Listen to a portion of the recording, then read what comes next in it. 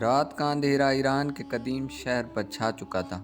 بازار بند ہو چکے تھے، گلیاں سنسان ہو چکی تھی اور سڑکوں پر چند چراغوں کی روشنی باقی تھی۔ انہی گلیوں میں ایک مزدور بیٹھا تھا جس کا چہرہ سخت محنت کی وجہ سے جھریوں سے بھرا ہوا تھا، لیکن اس کی آنکھوں میں ایک خاص اطمینان جھلک رہا تھا۔ یہ شخص دن بھر اینٹیں اٹھاتا، دیواریں بناتا اور اپنی مزدوری سے اپنے بیوی بچوں کا پیٹ پالتا تھا۔ اس کے پاس دولت نہیں تھی، لیکن اس کے دل میں سب سے بڑی دولت تھی خدا پر یقین۔ وہ جانتا تھا کہ محنت کا صلہ دینے والا صرف خدا ہے، وہ کبھی کسی کا رزق کم نہیں کرتا۔ ایک دن جب سورج آسمان پر اپنی روشنی بکھیر رہا تھا کہ وہ مزدور اپنے معمولی کام پر چلا گیا۔ اس کے ہاتھ میں ایک معمولی سی روٹی تھی جو اس کی بیوی نے صبح دی تھی تاکہ دوپہر کے کھانے میں کھا سکے۔ وہ دیوار بنانے میں مصروف تھا کہ اچانک ایک فقیر اس کے قریب آیا۔ فقیر نے کمزور آواز میں کہا، بھائی، میں کئی دن سے بھوکا ہوں، اگر تمہارے پاس کچھ ہے تو دے دو۔ مزدور نے فقیر کی حالت دیکھی اور ایک لمحے کے لیے اپنی روٹی کی طرف دیکھا۔ یہ روٹی اس کا پورے دن کا سہارا تھی، لیکن پھر اس کے دل میں خدا کی رضا کا خیال آیا۔ اس نے مسکراتے ہوئے وہ روٹی فقیر کو دے دی اور خود پانی پی کر دوبارہ کام میں لگ گیا۔ یہ دیکھ کر دوسرے مزدور ہنسنے لگے۔ ایک نے مذاق کرتے ہوئے کہا، بھائی، تم نے اپنی واحد روٹی بھی فقیر کو دے دی، اب سارا دن بھوکے کیسے رہ پاؤ گے؟ خدا کوئی خزانہ تو نہیں بھیجے گا؟ مزدور نے ہلکی سی مسکراہٹ کے ساتھ جواب دیا، خدا پر بھروسہ رکھو، وہ ضرور کوئی راستہ نکالے گا۔ جو میں نے دیا ہے وہ خدا کے خزانے میں محفوظ ہو چکا ہے۔ سب لوگ حیرت سے اس کی بات سن رہے تھے، لیکن کسی نے اس پر زیادہ توجہ نہ دی۔ مزدور نے اپنی بھوک کو نظر انداز کیا اور اپنے کام میں مصروف رہا، لیکن اسے نہیں معلوم تھا کہ آج کا دن اس کے لیے کوئی خاص سبق لے کر آئے گا۔ مزدور نے اپنی واحد روٹی بھی فقیر کو دے دی تھی، لیکن اس کے چہرے پر کوئی پریشانی یا افسوس نہیں تھا۔ وہ جانتا تھا کہ بھوک اس کے لیے ایک آزمائش ہو سکتی ہے، لیکن اس کے لیے سب سے بڑی چیز خدا کی رضا تھی۔ وہ اپنے کام میں مصروف رہا اور باقی مزدوروں کی باتوں کو نظر انداز کر دیا۔ سورج سر پر آ چکا تھا، گرمی اپنے عروج پر تھی اور مزدور کی توانائی بھی کم ہونے لگی تھی۔ اس کا پیٹ خالی تھا، لیکن اس کا دل مضبوط تھا۔ وہ مسلسل اینٹیں اٹھاتا رہا، دیواریں بناتا رہا اور اپنے پسینے میں شرابور تھا۔ دوسرے مزدور اپنی روٹی کھا رہے تھے، کچھ لوگ آپس میں ہنسی مذاق کر رہے تھے اور کچھ سائے میں بیٹھ کر آرام کر رہے تھے۔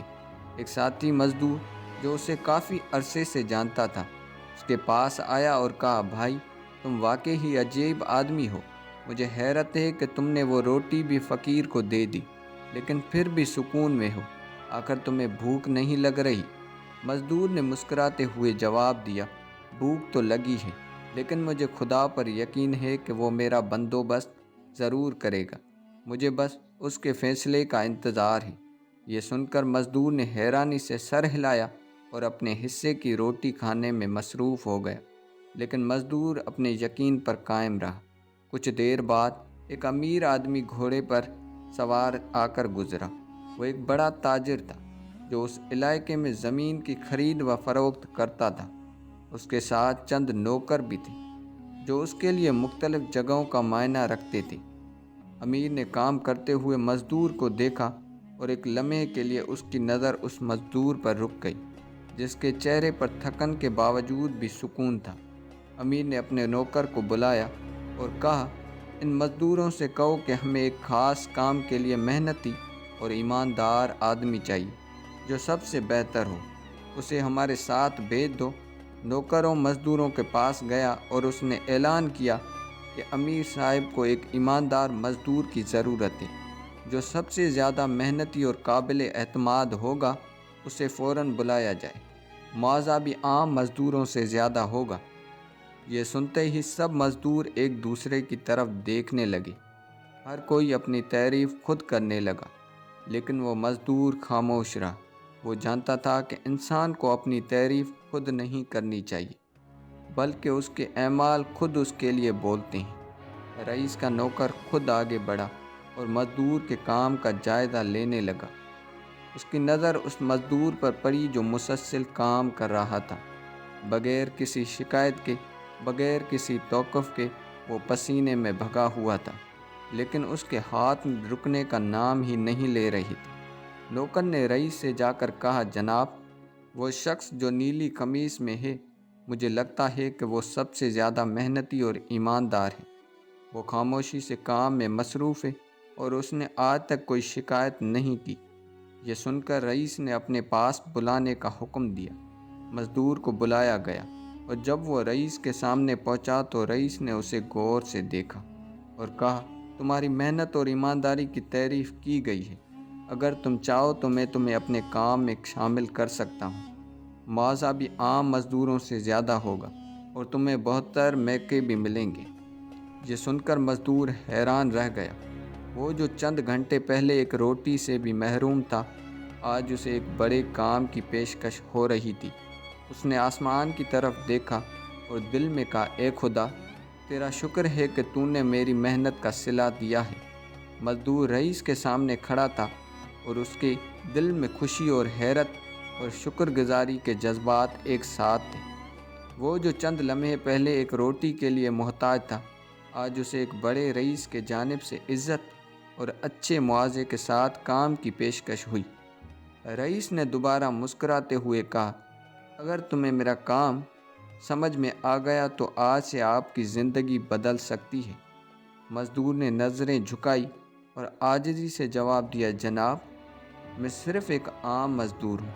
میں محنت کرنا جانتا ہوں، لیکن میں دولت اور شہرت کی خواہش نہیں رکھتا۔ میرا یقین خدا پر ہے، وہی سب سے بڑا رزق دینے والا ہے۔ اگر آپ کو واقعی کسی ایماندار مزدور کی ضرورت ہے تو میں حاضر ہوں، لیکن میرا اصول یہی رہے گا کہ میں اپنی محنت کا صلہ صرف اپنی ایمانداری سے کروں گا، نہ کہ کسی چاپلوسی یا دھوکے سے۔ یہ الفاظ سن کر رئیس کا چہرہ حیرت اور خوشی میں جلنے لگا اور چمک اٹھا۔ اس نے اپنے نوکروں کو طرف دیکھا اور کہا کہ یہ شخص دیکھو واقعی ہی نایاب ہے۔ دنیا میں لوگ پیسوں کے پیچھے بھاگتے ہیں، لیکن یہ اپنی ایمانداری کو سب سے قیمتی چیز سمجھتا ہے۔ یہی لوگ اصل میں زندگی میں کامیاب ہوتے ہیں۔ رئیس نے مزدوروں کو اپنے ساتھ آنے کو کہا۔ مزدور نے اپنے ساتھی مزدور کو دیکھا جو حیرت اور حسد کے ساتھ اسے دیکھ رہے تھے۔ کچھ لوگوں کے چہرے پر مسکراہٹ تھی، کچھ کے دل میں حسد اور کچھ کے چہروں پر وہی پرانی بےتابی، جسے کہہ رہے تھے کہ دیکھتے ہیں کہ موقع کب تک چلتا ہے۔ مزدور نے سب کو الوداع کہا، رئیس کے ساتھ روانہ ہو گیا۔ راستے میں رئیس نے اس سے پوچھا، تمہیں میرے بارے میں کچھ معلوم ہے؟ مزدور نے سر جھکاتے ہوئے کہا، جناب، میں ایک عام آدمی ہوں۔ میں صرف اپنی محنت پر یقین رکھتا ہوں، کسی کے بارے میں زیادہ نہیں جانتا۔ رئیس مسکرایا اور بولا، میرا نام حاجی اسحاق ہے۔ میں اس شہر میں ایک بڑا تاجر ہوں۔ میں ہمیشہ اپنے کاروبار میں ایماندار اور محنتی لوگوں کی تلاش میں رہتا ہوں۔ آج تمہاری سچائی اور صبر کو دیکھ کر مجھے لگا کہ تم ایک بڑا موقع دینے جا رہا ہوں۔ میں چاہتا ہوں کہ تم میرے تجارتی قافلے میں شامل ہو جاؤ، چاہے تمہیں نہ صرف اچھا معاوضہ بھی ملے گا، بلکہ تمہیں سیکھنے کے موقع بھی ملیں گے۔ یہ سن کر مزدور کو ایک لمحے کے لیے یقین نہ آیا۔ جو کل تک اینٹیں اٹھاتا تھا، آج ایک بڑے تاجر کے قافلے میں شامل ہونے جا رہا تھا۔ یہ صرف اللہ پر ایمان اور اس کے صبر کا صلہ تھا۔ اس نے دل میں شکر ادا کیا اور عاجزی سے کہا، جناب، اگر آپ مجھ پر بھروسہ کرتے ہیں تو میں پوری ایمانداری سے اپنی ذمہ داری نبھاؤں گا۔ رئیس نے خاموش ہو کر اس کے کندھے پر ہاتھ رکھا اور کہا، یہی بات مجھے تم میں زیادہ پسند آئی۔ میرے ساتھ چلو، تمہاری محنت اور ایمان تمہیں کہاں تک لے جائے گی، تم خود بھی نہیں دیکھ سکتے۔ مزدور نے رئیس حاجی اسحاق کی پیشکش قبول کر لی اور اس کے قافلے میں شامل ہو گیا۔ راستے میں وہ حیرانی سے رئیس کے سامان اور اس کے تجارتی قافلے کو دیکھتا رہا۔ اونٹوں پر بھاری بھاری سامان لادا ہوا تھا۔ کچھ لوگ قافلے کے ساتھ پیدل چل رہے تھے، کچھ گھوڑوں پر سوار تھے اور وہ شخص اپنے کام میں مصروف تھا۔ مزدور نے دل میں سوچا، یہ سب کچھ میرے لیے نیا ہے۔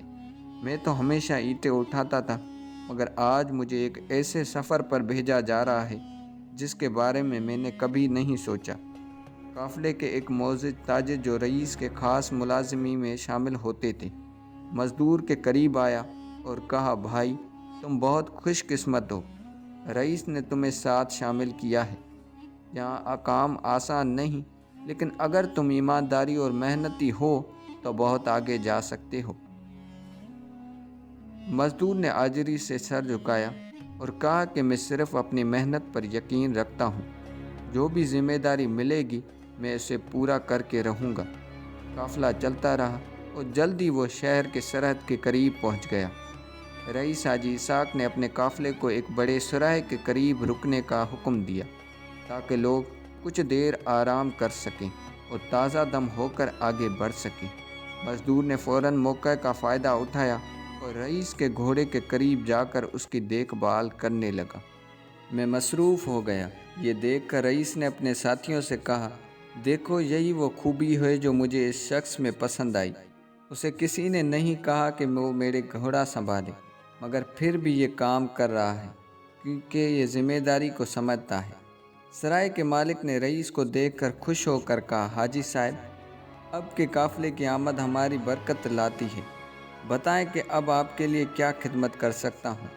رئیس نے کہا، ہمارے قافلے میں ایک نیا شخص شامل ہوا ہے اور میں چاہتا ہوں کہ وہ ہمیشہ کے اصول سیکھے اور تجارت کے معاملات بھی سیکھے۔ اس کے لیے تم میرے خاص غلام عبداللہ سے کہو کہ وہ اسے سب کچھ سکھا دے۔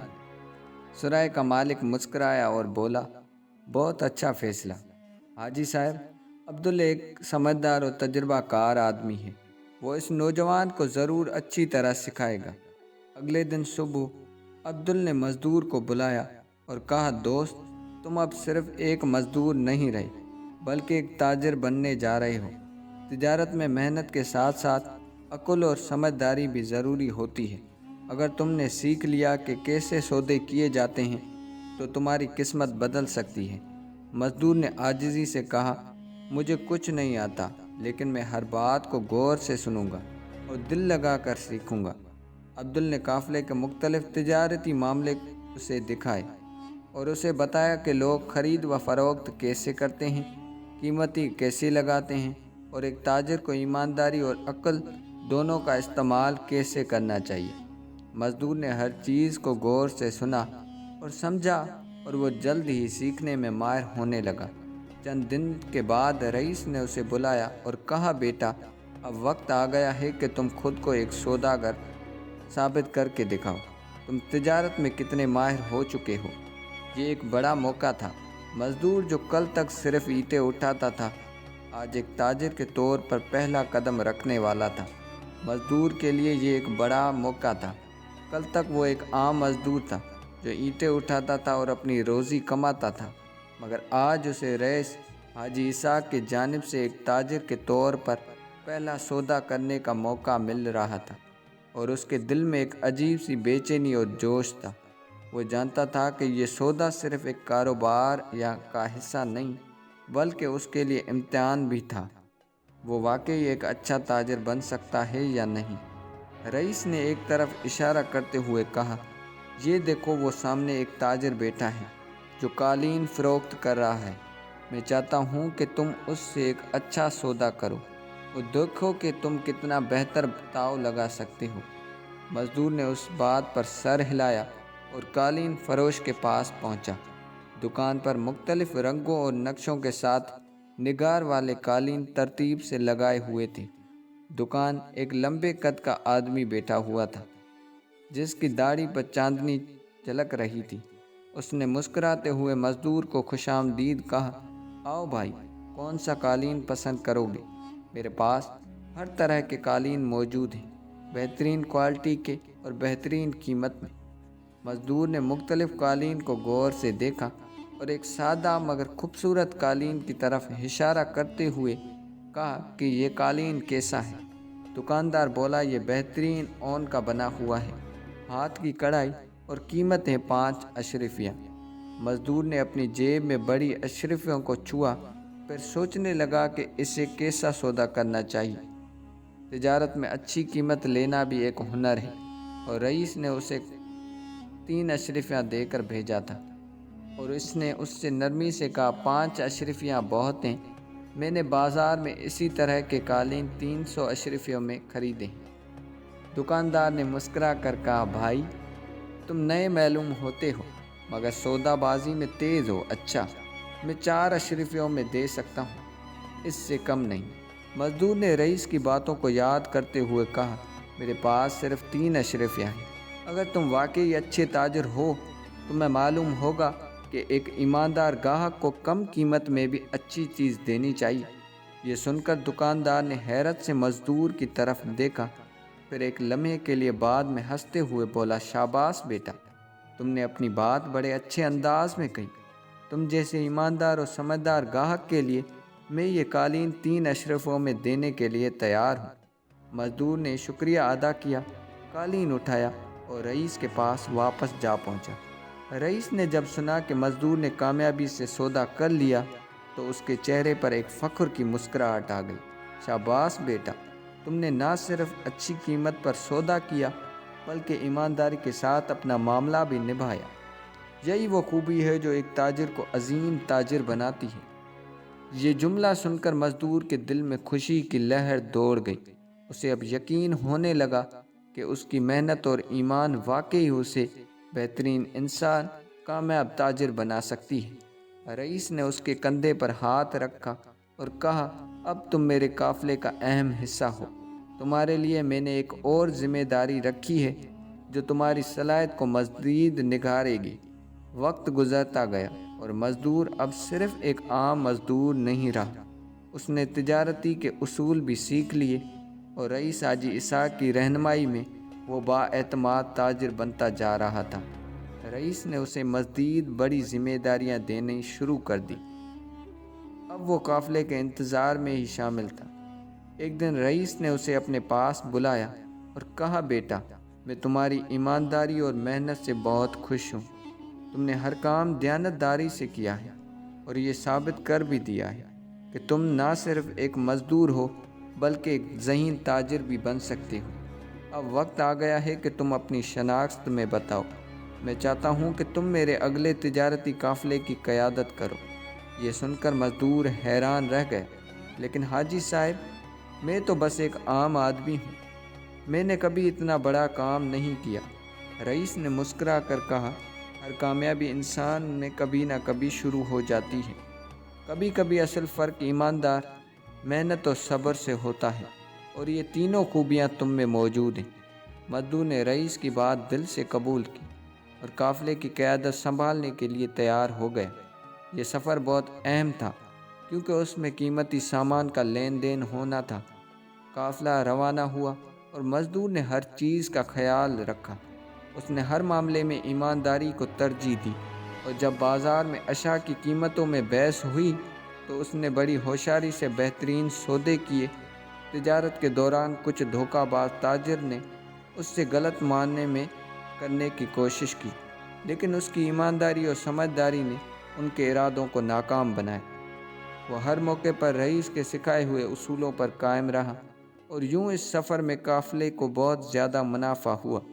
جب قافلہ کامیاب ہو کر واپس پہنچا تو رئیس نے سب تاجروں کے سامنے مزدور کو بلایا اور کہا کہ یہ شخص اب صرف ایک مزدور نہیں رہا بلکہ ایک مکمل تاجر بھی بن چکا ہے۔ اس نے اپنی محنت اور ایمانداری اور عقل سے یہ ثابت کر دیا کہ کوئی بھی شخص ایک نیک نیتی سے کام کرے تو کامیابی اس کا مقدر بن جا سکتی ہے۔ یہ سن کر مزدور کی آنکھوں میں خوشی کے آنسو آ گئے۔ اس نے رئیس کے ہاتھ چومے اور کہا یہ سب خدا کی مہربانی ہے اور آپ کی رہنمائی کے بدولت ممکن ہوا۔ میں نے ہمیشہ محنت اور ایمانداری کو اپنا اصول بنایا اور آج خدا نے مجھے اس کا بہترین صلہ دیا۔ کچھ سال بعد وہی مزدور خود ایک بڑا تاجر بن گیا۔ اس نے نہ صرف ایماندار اور محنت کی مثال قائم کی بلکہ دوسرے غیر مزدوری کو بھی بہترین زندگی کا راستہ دکھایا۔ اس کی کہانی پورے ایران میں مشہور ہو گئی اور لوگ اس کی ایمانداری اور صبر کی مثالیں دینے لگے۔ یہ کہانی ہمیں یہ سبق دیتی ہے کہ اگر انسان صبر، محنت اور ایمانداری کے ساتھ اپنے کام میں لگ رہا ہے تو ایک دن وہ کامیابی کی اعلیٰ منزل تک ضرور پہنچے گا۔